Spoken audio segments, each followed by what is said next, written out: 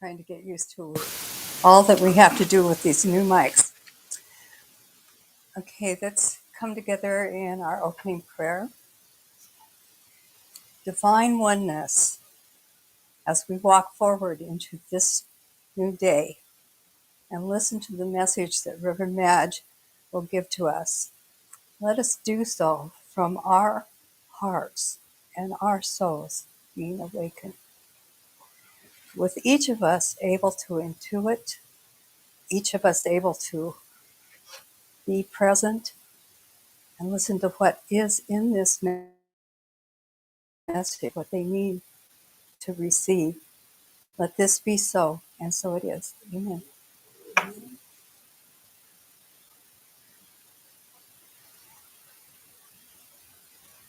I want to welcome all of you that are joining us this morning here at the Home Center via the internet to our service, where Reverend Madge will be speaking today.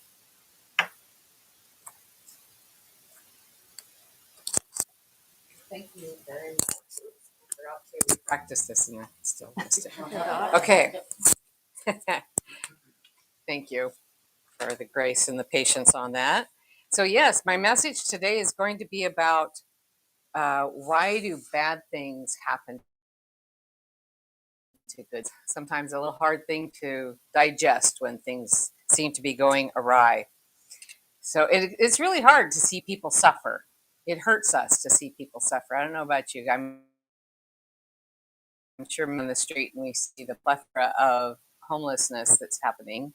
And it's hard to just drive by, at least it is for me. I have a pain, and the most I can do is just send a prayer there, that prayer will touch them in some way. So last week, on one of our particularly cold evenings, a friend of mine was out distributing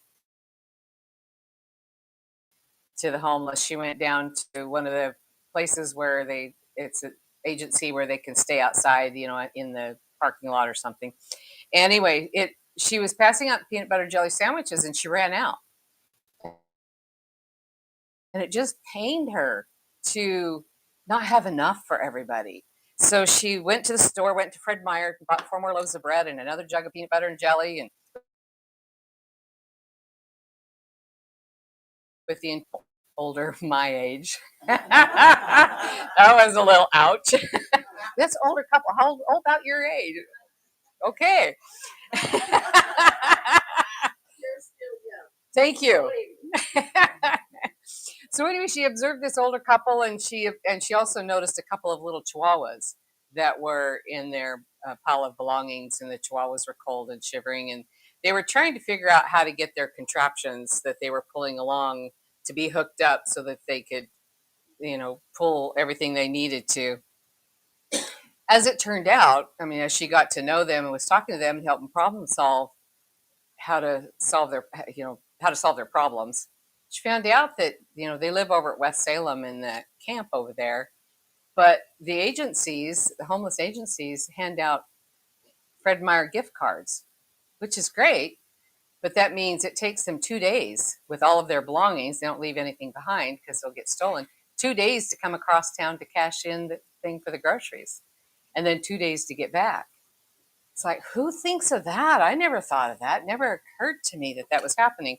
So anyway, she reached out to me and we went through my house of stuff that I didn't need. And we got to pull together some things, a couple of little coats for dogs so they could wrap their dogs up in, and out she went back out to see what she could do to help make a difference for them, which was really sweet. But it begs the question of why do bad things happen to good people? Because these turned out to be good folks. They just had bad circumstances happen to them some time ago, and now they're in this loop that is nearly impossible to get out of. Nearly, because there's always hope. There's always hope. That's right. So the question that a priest was asked one time, he was asked, why do bad things happen to good people? And his response was, if one has faith, all things have meaning. So the priest then was asked, why would a loving God allow these tragedies to happen? Does the Lord allow people to suffer? It's a legitimate question, when we're really thinking about it. Well, the priest responded with, I asked for strength, and God gave me difficulties to make me strong. I asked for wisdom, and God gave me problems to solve. I asked for love, and God gave me troubled people to help. I asked, or so you see, my prayers were answered. So, to example what this might look like in life, a young man might boast that he wants to be strong and courageous. I want to be a strong and courageous man. And he doesn't think about how he's going to get strong and courageous. But God hears the desire and said, I am proud of you. I'm proud that you want to be strong and courageous. So I'm going to give you some situations to build that strength and to build that courage. And I guarantee you that strength and that courage did not come from sitting on the couch playing video games. It came from troubled times. It came from really difficult circumstances that would give him the opportunity to build his strength and to build his courage. So he got what he prayed for. It just came in a package that wasn't expected. So that very is what's going to give him the skill and the strength of character to be what he wants to be a great, who knows what, explorer, to be a person who's saving lives, to go on and have a really successful career, and who knows what. The possibilities are endless once he learns what his soul was desiring for him to learn, and that was strength and courage. But it didn't come easy. So when I was a teenager, I grew up on a homestead, and we used to hatch our own quails and chickens, and the little round incubators. And there's a certain number of weeks through the gestation period that these little chicks have to go through. And bless my mother's heart, they have to be turned every 4 hours or 5 hours, somewhere between 4 and 5 hours. These eggs have to be turned. So 24 hours a day, setting her alarm to do a little quarter turn on the. But it was so exciting when it came to the end of the gestation period, and you see that first peck in the egg, and you think, oh, and we'd all gather around and we would walk a hole or a line all the way around that egg. It's like, how do they know that? There's an innate intelligence for overcoming adversity that's within the body of that chick. And it's not even exposed to the world yet. And it already knows problem solving. So anyway, pecks this little line all the way around, and then pops the lid off, and and pushes and pushes until it finally is out of the egg. And there are these little gooey things that are kind of wet and pretty ugly right at first, but it's so, we would just cheer it on and cheer on that little chick, and come on, you can do it. Well, sometimes they would, whatever, the membrane was a little tougher, who knows what the situation was, a chick would have a particularly difficult time getting out of that egg, and we would want to get in there and help it. It's like, and my mother would not let us. You are not going to, she wouldn't let us touch it, because what they know is if you help that chick get out of the shell, it's going to be weak. It's not going to have the strength it needs to be the strong chicken or quail that it's going to be in its adult life, in its growing up time. So you have to let it struggle. You have to let it build its strength. And it was so hard. Sometimes we want to take a little pair of scissors and just snip that last little membrane that's keeping it shut, But that's nature. That's how nature works. We might example it with a woman who says, I really want to be more compassionate. The angels understand this, and they understand that she really wants her heart to grow. She wants to have greater capacity to love others. And so the angels give her a set of circumstances that she has the opportunity to grow her heart. And that means probably having some heartbreaking experiences to break the heart open for greater capacity, for greater growth. And people might look at her and say, man, I feel so sorry for her. That is so bad. That's so hard. Why is this happening? She's such a good person. Somehow we equate goodness in life, good things happening to good people, is the way we interpret it. Good things should be happening to good people and bad things should be happening to bad people. Isn't that just like how we just assume it should be? She's such a good person. How could God let that happen to her?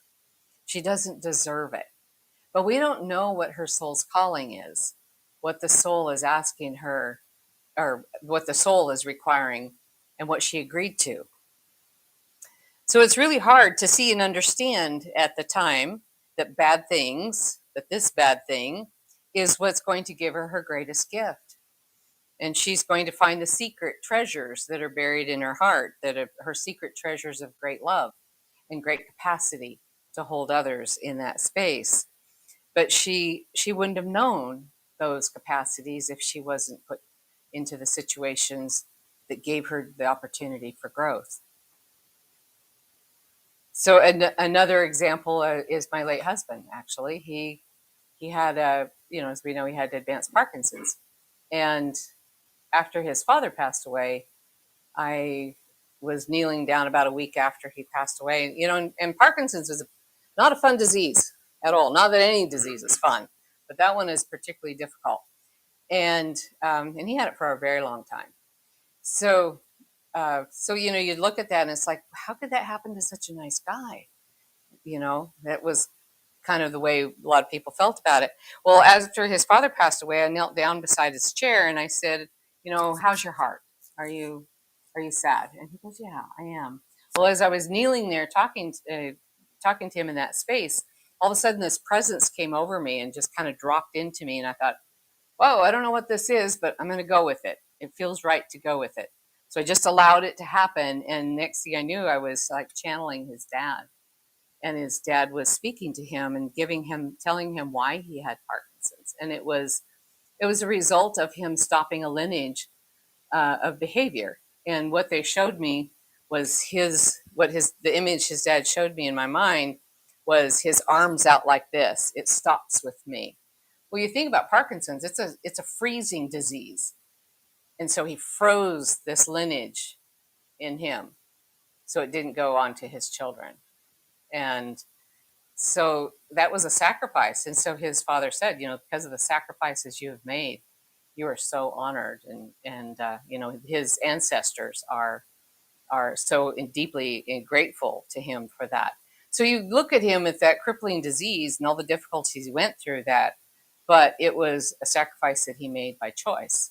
So, bad things happen to good people, but for reasons we don't get to understand at the time.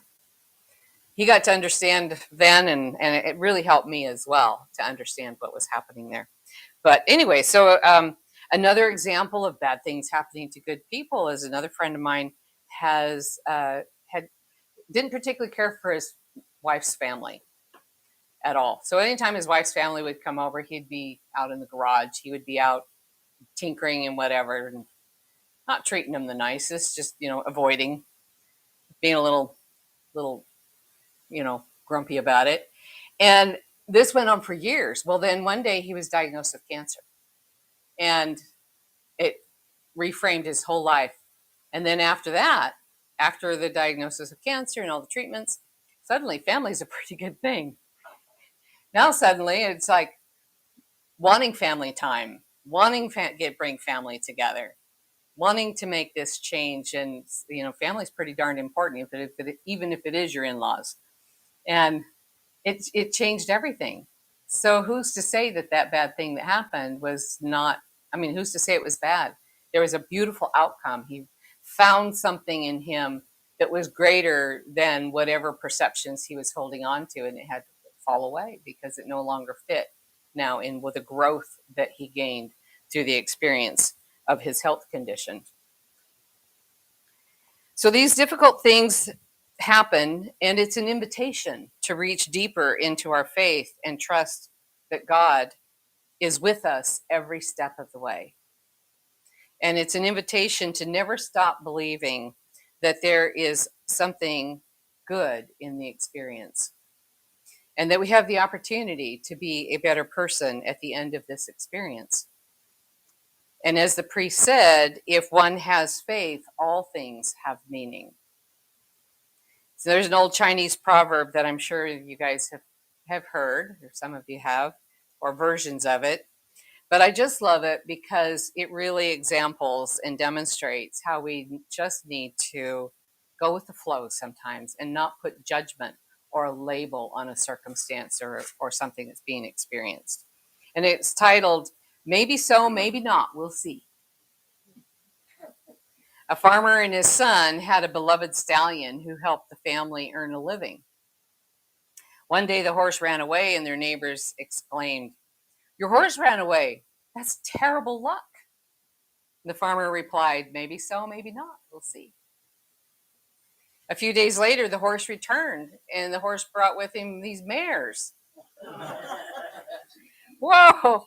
The neighbors are so excited, and they shouted out, "Your horse has returned, and it has brought several horses home with him. What great luck you have had." And the farmer replied, "Maybe so, maybe not. We'll see." Later that week, the farmer's son was trying to break one of the mares, and she threw him to the ground, and his leg got broken. And the villagers cried, "Oh, your son broke his leg. That's terrible luck." And the farmer replied, "Maybe so, maybe not. We'll see." A few weeks later, soldiers from the National Army were coming through the village and recruiting all of the able-bodied young men. And because of his injuries, of his broken leg, they didn't recruit him. They didn't take him off to fight this war. So the friends shout out, "Your boy is spared. What tremendous luck." And the farmer replied, "Maybe so, maybe not. We'll see." So the moral of the story is, of course, that no event in and of itself is lucky or unlucky, fortunate or unfortunate, good or bad. But only time will tell what the whole story is. So we don't always know what the story behind the story is really all about. We just see the face value of the circumstances in front of us. So the wise thing is to live life in moderation, keeping as even-tempered as possible, taking all the things in stride, and whether they originally appear as good or bad, to just we'll see. We'll see if it's good or bad. So life is much more comfortable and comforting if we merely accept what we've been given and make the best of our circumstances, rather than always having to pass judgment on things and declare them as good or bad. And it would be better just to stick with, well, that's interesting. We'll see what happens. That generic answer sometimes is really frustrating because we want it to be something more. And sometimes it's just interesting. We'll see. So be the observer and keep an open mind, keep an open heart in faith. And there's always a way of looking at good and bad things or good and bad events. There's another way of looking at it. So I was watching a lecture recently of this psychologist, and I didn't put his name in my brain to give him proper credit, but I remember what he said. He was telling the audience, he's giving a lecture, so he had an audience in front of him, and he said, it's really fascinating how we perceive that people get away with doing bad things. And that's frustrating, isn't it? When you watch people or know people doing bad things and they seemingly get away with it, it's like, man, that can't be. That's just not right. And we want to know that something is going to happen so that we can have that just dues. But anyway, so and I was expecting him to go into the version of karma, maybe in the next life, having to pay retribution, some of those kinds of things. And he didn't. He didn't go there at all. I was quite charmed by what he was saying. So anyway, he said when people come to him for counseling, it's almost always because their life is unraveling. That's when they seek therapy. And he said 100% of the time, which I thought was a bodacious number, but that's what he said, was 100% of the time, he can trace the unraveling of their life back to a moment in time where they made a bad decision or did something to somebody else, or something wasn't right. And later in their life unraveled, because he said, we can say, well, what happened before that? Well, what happened before that? And he just traces it, and he said, there's always this one thing, this one decision, this one act that it's traced to. And it doesn't mean if your life unravels, you've been a bad person, but from his point of view, it can be traced back to perhaps a decision that wasn't the best decision to have made then, that weaves itself through our life. And then at some point in time, things unravel for whatever reason. Maybe it's because we just need to have a higher version of ourselves than what this generated. Who knows? But anyway, I thought that was fascinating. But what it did for me is I kind of recounted the times when I had observed people getting away with something that was bad, something that I judged as bad, and how I just wanted something bad to happen back. You know, I don't think I'm too unusual. Is because we want good things to happen to good people and bad things to happen to bad people. So, I had that normal feeling. And I thought to myself, from this point of view, it's not my business. It's not my business if they're doing bad things. They are going to have to be their own judge. That thread that they're weaving into their life, that pattern, that decision, that deed, that action is going to be woven in, and it'll manifest somewhere. And it's not up to me to see it, know it, or wish that it could be a particular way. So I felt a relief. I had a sense of freedom around that. I'm free of judgment. It's not my place to judge. It's not my job to judge. Let it go. They'll have their just dues in whatever version that them and their agreement with God deems it to be. So in Jeremiah 29:11, it says, For I know the plans I have for you, declares the Lord, plans for welfare and not for evil, to give you a future and a hope. So when bad things happen to good people, it's never that the person is being punished. It might be an answer to their prayer. It could be the result of a chain of events from a choice they made a long time ago. It could be an agreement, a contract of some sort for higher purposes that we don't get to know or understand, that's private between them and their God. So even if the situation is a wild card, sometimes we have wild cards that aren't even in our life plan happen to us because of other people's choices or other people's decisions. So even if it's what we call a wild card that happens in your life and it's not a part of your agreement, that you came in with, God and your angels are always walking with you, even in those moments. And they step with you every step of the way. The saying of when I saw one foot of footprints, he was carrying me. That is very, very true. So great things are happening for the soul, even in those circumstances of a wild card. Knowledge is being gained, strength is being strengthened, and expanded capacity of the heart is happening in each person that is being touched by the circumstances. So in my family saying, nothing is lost in the economy of God. So with that, let's go into just a nice little soft meditation.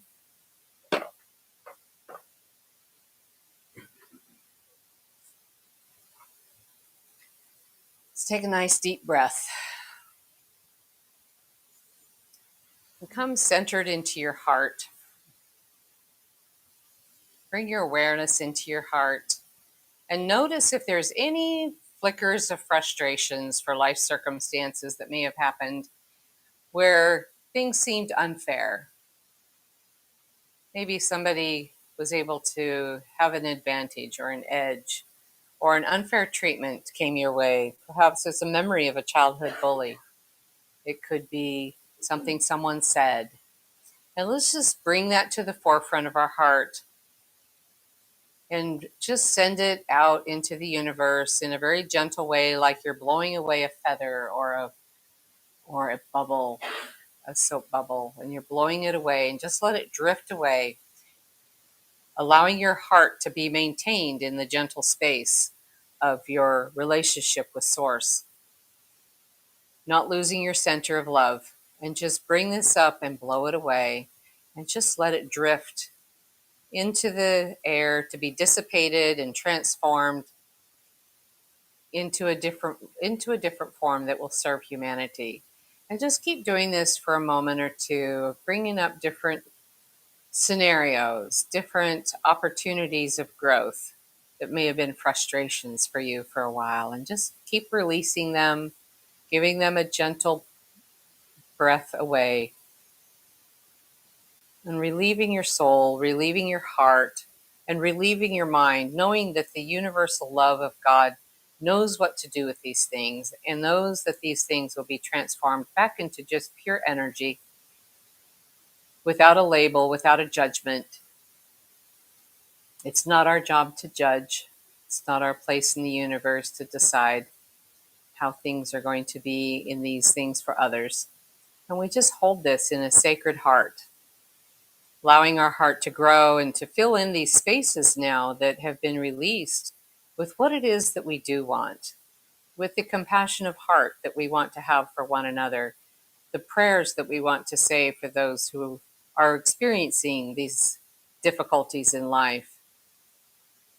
Allow these spaces now to be filled with a new light and a new love that will serve us, that we can resource in those difficult moments that we will continue to face throughout our life for good reasons of growth and opportunity, and making the best of things to the best of our ability, knowing that there's always support from the heavens, support from the angels, and that God is in all of these situations and things, that nothing is separated from God, nothing is separated from Source, nothing is separated from the universe or from Spirit, whatever that word is for you, that demonstrates that which is greater than us, that we are also a part of. And we just hold that in the sacred heart, knowing that we're going to carry this with us throughout the day. And as things come our way throughout our time of our week, that we'll just continue to send this little visual of poofing these difficulties away and refilling that space with a tender and a sacred heart. Take another deep breath. And as you bring your awareness back into your body and back into this moment, back into this chair, just softly open your eyes when you're ready.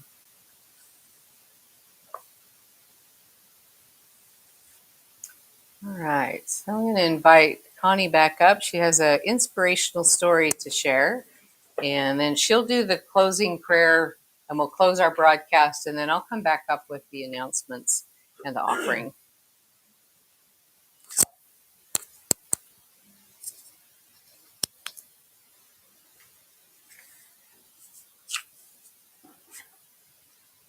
As we come together once more in prayer, let us take a moment to be grateful for the life that Spirit has provided for us, and for this beautiful spiritual home where we can come together and grow in understanding, wisdom, and love. Taking another moment now, let us send forth prayers for all our brothers and sisters, those souls who need health, well-being, food, shelter, and a comfort of love. And let us take one final moment to express our gratitude to Mother Earth for supporting our life's journey. Amen. Amen.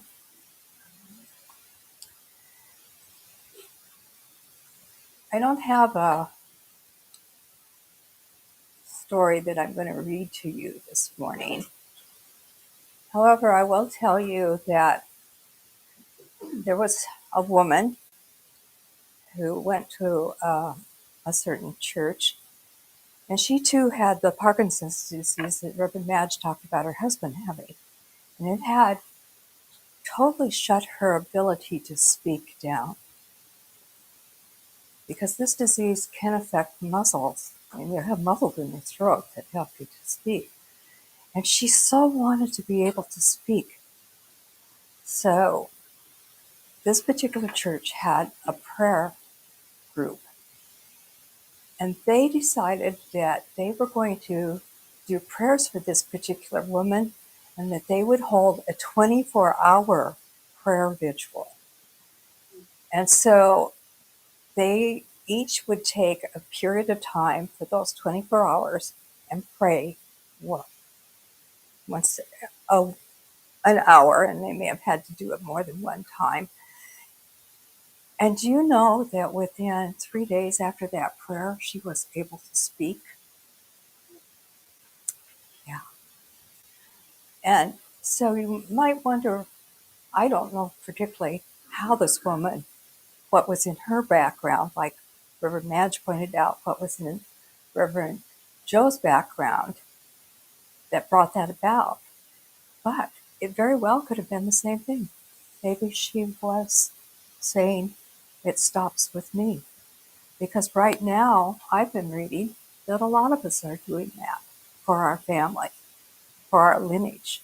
Maybe alcoholism has been a thing, and in this lifetime, you say no to the alcoholism or something else. And that's happening.